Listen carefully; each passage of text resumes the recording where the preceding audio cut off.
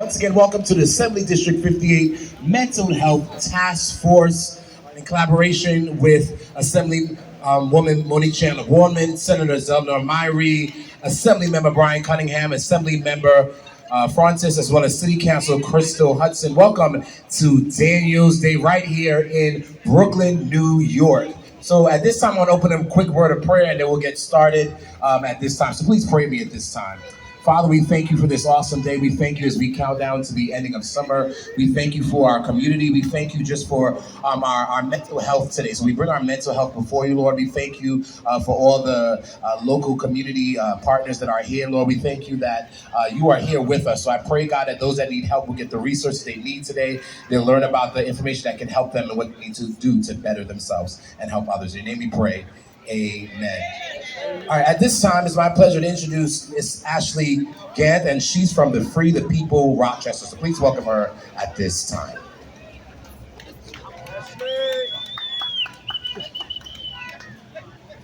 Hello, thank you guys so much for being here today. I'm going to try to make this as quick as possible. I want to also welcome Christina and Evelyn, who are all on the Daniel's Law Coalition with us.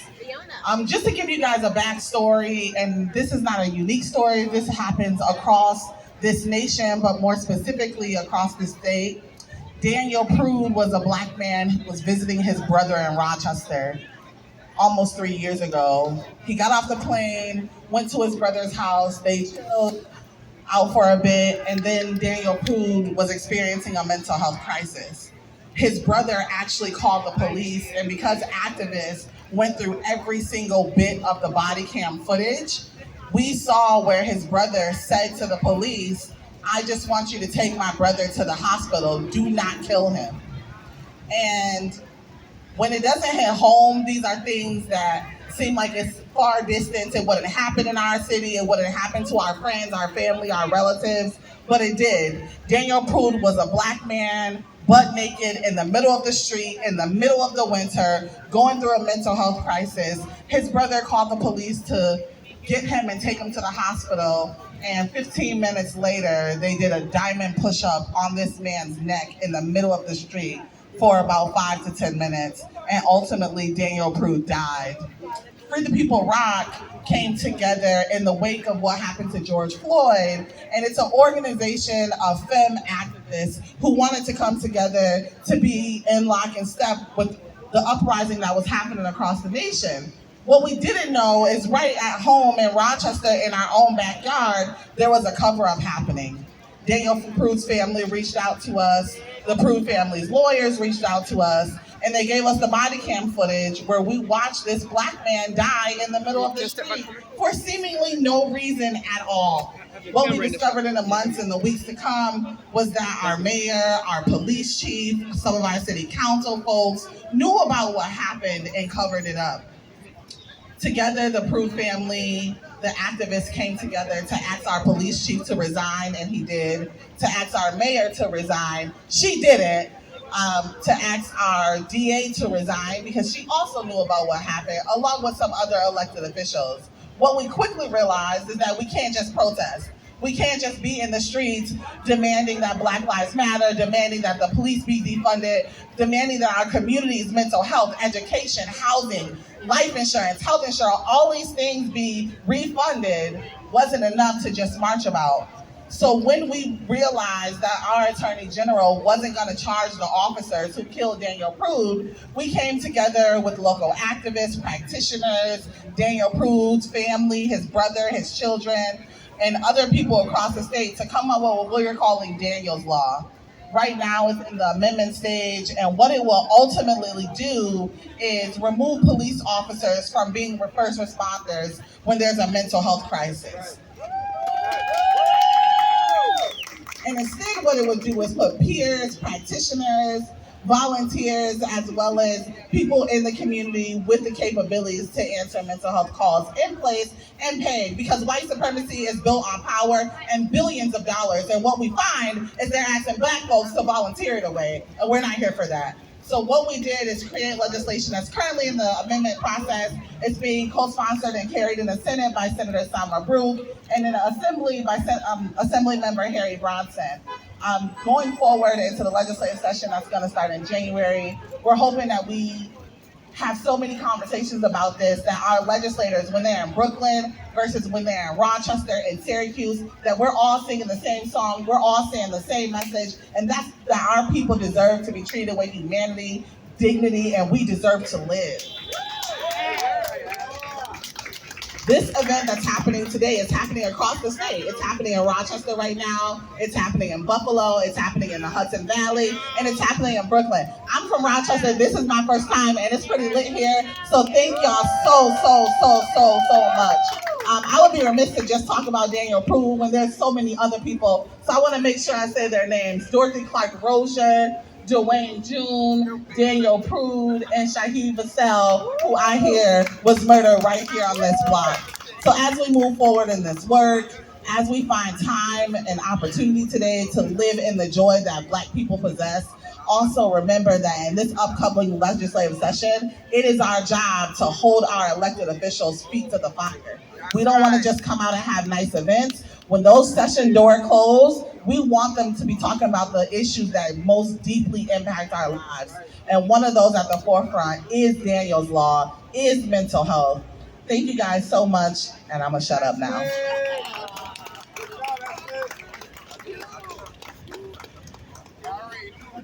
Thank you so much for sharing again while we're here. Again, it's Daniel's Day and it's happening around our state here in New York. So real quick, once again, everybody repeat this number after me. Say 9. I can't hear you. Say 9. 8. 8. Say 9. 8. All right, so that number is a new 24/7 hotline number. If someone is going through a mental health crisis, we're actually, don't call 911 first, but call 9. Say it again, 9. 8. There you go, you got it. At this time, ladies and gentlemen, let's give it up for our Assemblyman Monique Chandler Waterman. Thank you so much. Thank you, everyone, for being here. This is a very important day. So not too long ago, right across the street, a young man was murdered named Shaheed Vassell. So that's why we chose this location today, because it's sentimental value. I'm not going to go too much into what I'm going to speak about today, but I just want to make sure we understand why we're here. There's too much Black and brown people, especially men, that's getting killed at the hands of a police response to someone in a mental health crisis. Today is a day to celebrate Daniel Prude's birthday and everyone that was mentioned here that we're gonna go into again. But also to make sure we know our mental health resources that we have. We wanna make sure we know our rights. We want to know about the Daniel's Law. We want to know about 988. We want to be an informed community about what we can do to help others in crisis. So I want to let you know, thank you for all the partners coming here today to make sure you add to informing our community, educating our community. Make sure we have access to resources. We're going to continue advocating for that. I'm going to let some of the advocates speak and then I'll go into my speech. But I just want to make sure we understand why we are here today. And we have family members of those we lost standing here with us today. So our goal is not another Daniel Prude, not another Shaheed Vassell, not another Dwayne June, and not another person who did not get mental health services that was unwell, that unfortunately committed violence to someone that is dead, like Dorothy Clark Rozier. So there's both sides of it. And we gotta look at ourselves when these things happen. What are we doing to make sure we advocate for resources in our community? When I got elected, I said, I promise to get those resources down. I'm not gonna be a person that's gonna stand here and talk a talk, right? And don't walk the walk. Here's the walk, and we're gonna continue walking. So I'm gonna pass it back on to our lovely Home Minister Chris, to our host, and then I'm gonna let our advocates and the voices heard, and then I will close out. Thank you. Let's give it up for our Assemblywoman. At this time, please welcome Mike Sharnsburg. He's the president of the 504 Democratic Club. Thanks, John. Can you all hear me through this mask? Yeah. Sure. I don't see a lot of masks here today, but this mask I'm wearing for a number of reasons. Um, One, I believe that when you're wearing a mask, it's not about self-protection, it's about protecting others, and particularly the elderly and people with disabilities, who are still very susceptible. So I'll be attending a hearing with the MTA next week, advocating for a return of mask mandates on our public transit so that everyone is protected. So, okay, said that bit. But that's not why I'm here today. I'm here to support your Assemblywoman, who we have the 504 Democratic Club, which, by the way, is one of only 3 citywide clubs, and the nation's first and largest advocating for the civil rights of people with disabilities. Um, we have had the pleasure of knowing your Assemblywoman for quite some time before this election, and we've always supported her because she supported our community. And when she made promises to do things, she keeps her promises. Today is one of those promises kept. Thank you very, very much, Assembly. Um, so the uh, the things you need to know is that mental health is a disability, and not quite as many people in wheelchairs or with canes are shot and killed. Some are, but not at the alarming rate that people with mental illness are. And when they're not killing us, they're sticking us in jail. Do you know that Rikers Island is the largest psychiatric facility in New York State? It is. It is because rather than uh, give treatment to people with mental illness, they lock them away, which only makes matters worse. So, uh, we have to begin to recognize that mental illness is another disability and should be treated in the same way as any other disability, as any other illness. But it's not. So what you have, the other place where it's a big problem is in our schools, because a lot of the children there are also mental health consumers. And when they act on their disability, they become more like that 8-year-old girl who's handcuffed and carted off to a damn precinct, rather than have qualified counselors and folks there to ensure that her individualized education program is met, that the requirements are met. The easy way is to call the cops and ship little children off to police precincts. The easy way of dealing with people with mental health on the streets is to put them in jail rather than deal with their disability. Um, you can help prevent that. One of the ways, 988. We've said it many times. If you experience someone in a mental health crisis or on the precipice, call 988. Don't call 911. Okay? Okay.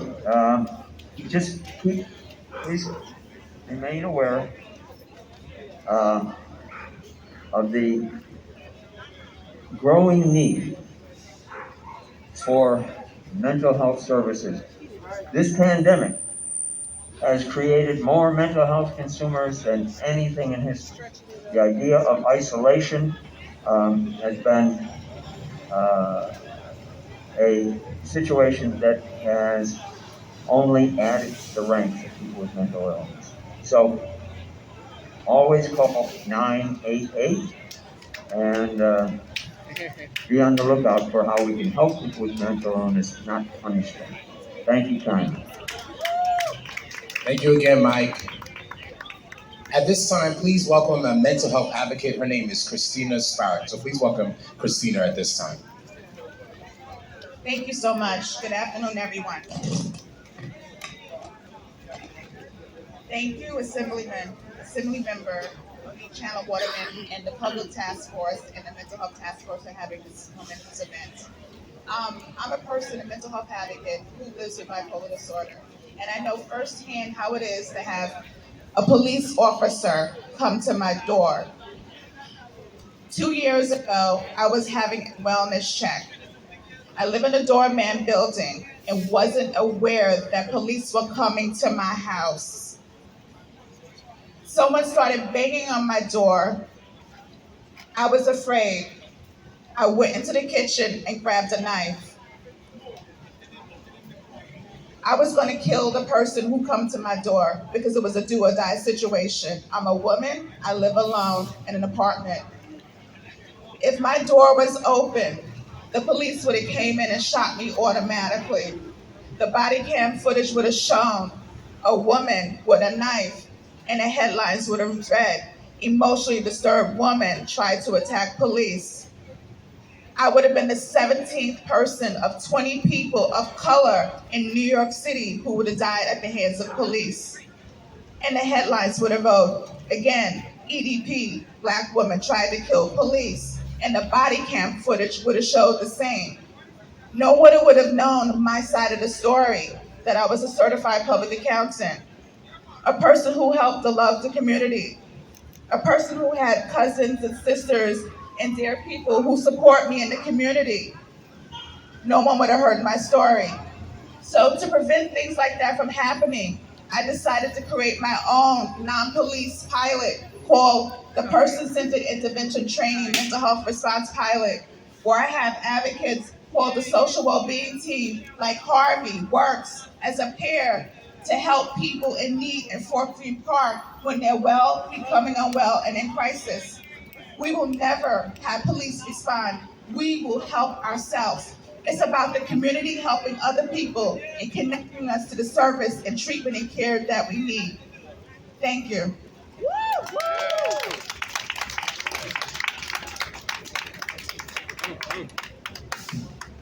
At this time, is Miss Evelyn Graham here from the Daniel Law Coalition? All right, so let's give it up for Miss Evelyn.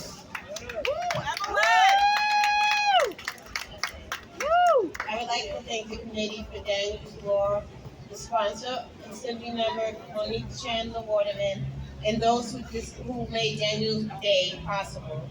I would also like to recognize the New York State and New York City elected officials who are present on this special day. There was a woman who walked around her neighborhood in Dover, Delaware, with a 2.5-year-old and a 5-month-old, singing out loud as she walked to the store because she didn't have a car. One summer day, she walked in the store with her best friend, and when she saw a box of hair relaxer, she picked it up and said, "Ask and it shall be given to you." She then asked the store clerk if she could have it and put it in her bag.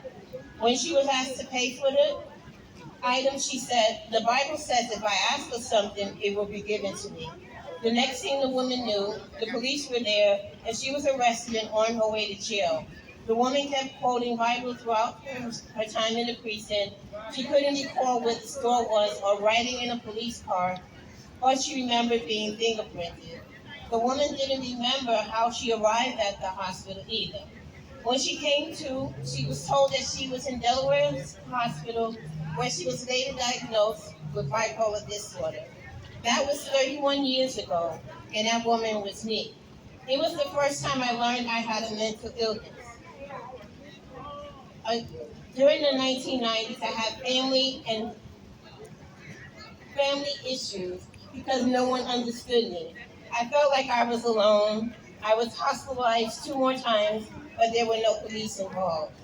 I had experienced a mental health crisis at my job, and my coworker went with me in the ambulance. The second hospitalization, I checked in voluntarily because I felt like I was going to hurt someone or myself. After finding out my disability, I was determined not to let the mental illness define me or take over my life. I recalled each episode so I could explain how each episode felt to anyone who would ask me.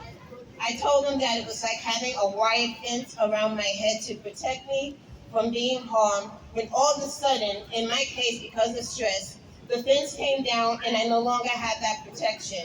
I was afraid and scared that people were trying to hurt me, so I would go into defensive mode. At least that's how it felt to me. I felt like everyone was talking about me when that wasn't the case. Then I also recall events that occurred in my life and wasn't good, especially since I was molested as a 6-year-old and raped into my teens. Even though I had all types of situations going on in my life, God was with me. It was a blessing that I was able to work, take care of my children, and go to school at night.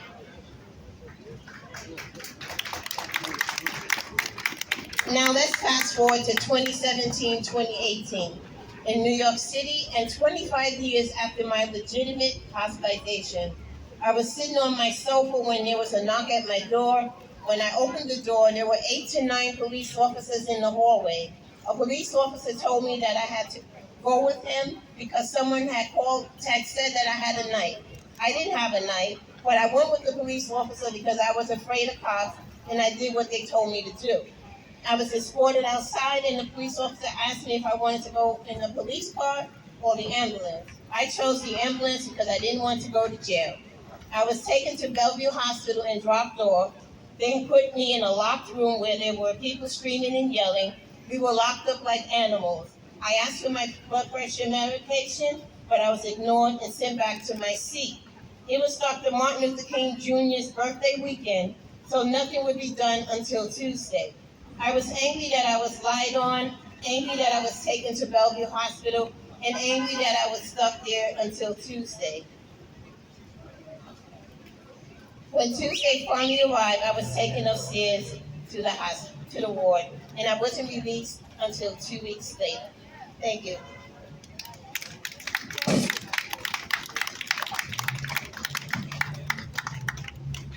Thank you again, everyone so far that's been sharing their story. We'd like to have another one come at this time to share her story as well. There's something very powerful about sharing your story, so it's really brave of them. So at this time, please give it up for Miss Rosemary at this time.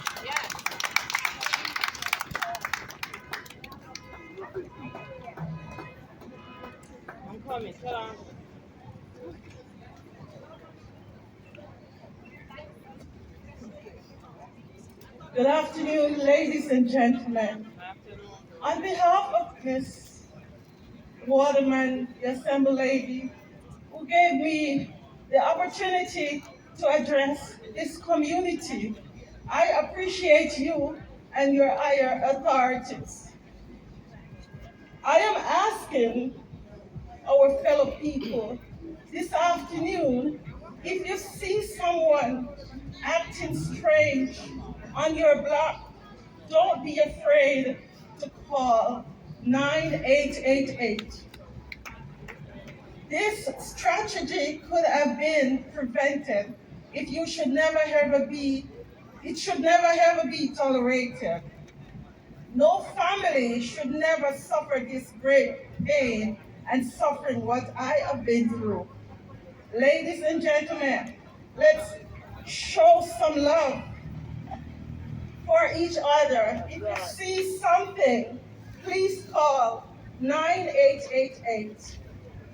On the 5th of February, there was a man spotted walking on Albany Road with a long knife, fully exposed. His intention was to kill someone. He was also disturbing the neighborhood. Nothing absolutely drastic was done. On February 6th, my sister was walking to work.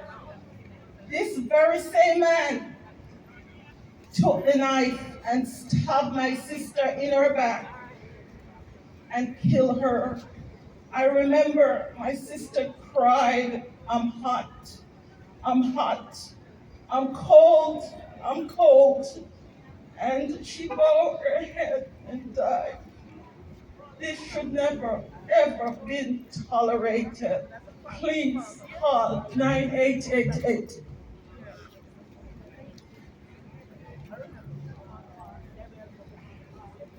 So basically, yes, let's give it up for Rosemary Chan, who is the sister of Dorothy Clark Rozier. She was on her way to work one morning, and unfortunately, someone that was unwell, that didn't get the services that he needed, didn't get the support, even though cops was called over and over, and the community knew that they needed the support. They didn't know how to get the support, and 988 just came out on July 16th. So there was no number at that time that they could call. And unfortunately, Dorothy got one stab, and she lost her life that night. And then the community members that was here today had to do the most unthinkable thing in their mind, where they had to help the police basically get their community brother, because this young man grew up in the neighborhood, to police because they knew that was the right thing to do. But then now you have victims on both sides.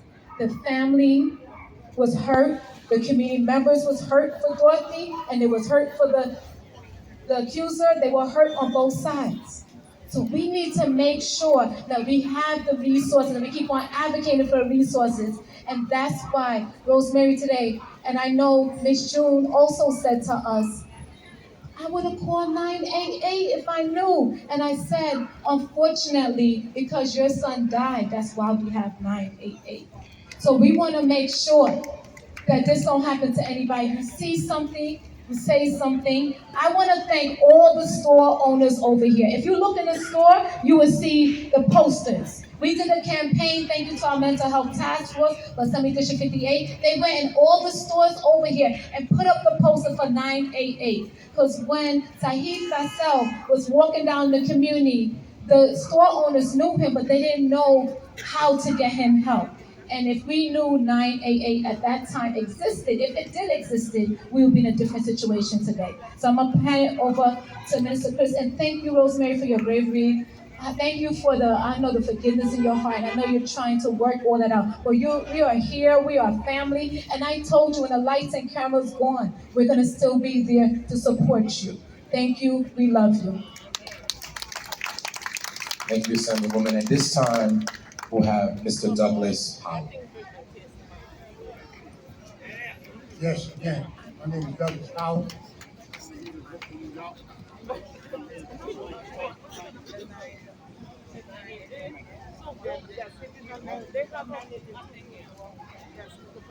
Hello?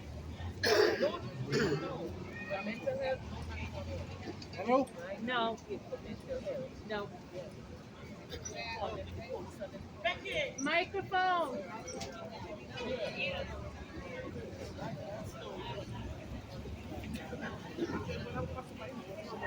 Hey, what's up, my sister?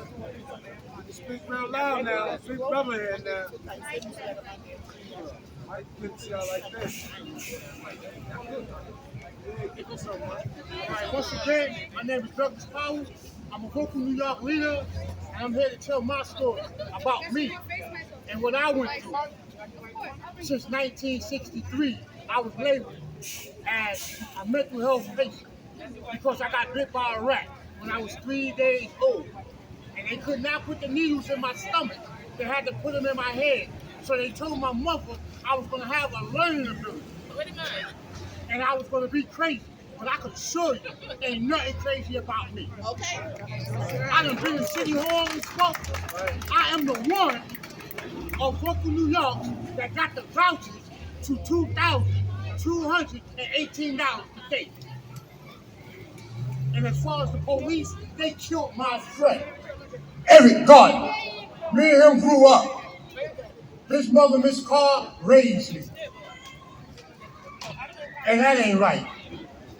I didn't know nothing about no 988 until today. And I appreciate y'all that getting it for all of us, for everybody. But again, I fight for the homeless, and I am homeless. I fight so that every New Yorker can have a permanent place to stay. Not just the Caucasian rich people. Mr. Adams, he said he needs help. We are here again to help you. We are here to tell you how you can help us. You said you was going to lock up everybody that commit a crime. Why them four police ain't locked up? They are not locked up. They walking around like they ain't do nothing. You sent me to jail for 34 years for defending myself. Freedom of information. It ain't nothing up here I said was a lie. So, Mr. Adams, please do your job once again. And if you get with Vocal New York, we can help you. Because we are winning. We win all the time. You know that. That's why you're running from us. Come. We are out here today in the sun for help. And you ask us, you say, oh, we need everybody. We here again, but you're not. Thank y'all.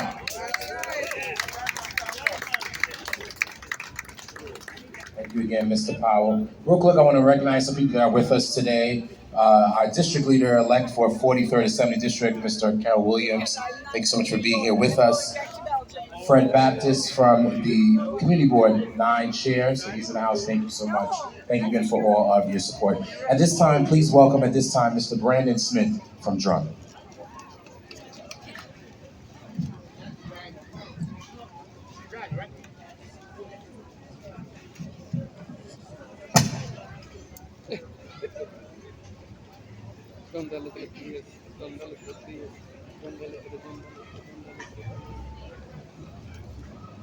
Good afternoon, everyone. My name is Reverend Brandon Jamal Smith. I am the grief counselor from Drum and Brownsville Think Tank Matters. Standing with me is Mr. Hal Matthew and Reverend Leslie Shannon. And we basically want to let you know that as a community, we are here to support you.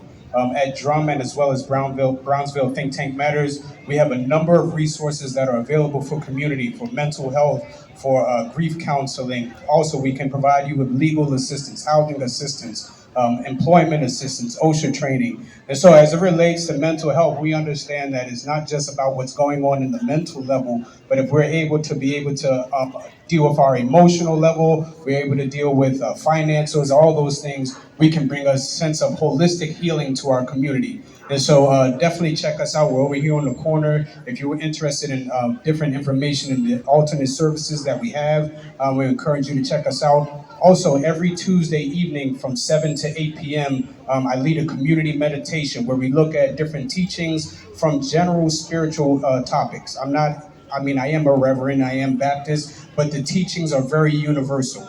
So you won't find that I'm pushing a particular agenda, but we're looking at how can we incorporate spirituality into the work that we do, whether it's in the streets doing our protesting, whether it's advocacy work. We want to incorporate our spiritual practices into the work that we do so that way we can bring healing and wholeness to our community. So also, I'm the grief counselor. If you look behind me, we have this wonderful vehicle. This is called our mobile trauma unit. And this vehicle is actually responsible to respond to shooting events, any crises within the borough of Brooklyn. And so if you have any emergencies, if your schools, businesses, if there are any concerns, you can reach out to our organization and we will coordinate with you and make sure that we send some response to let you know of our services available.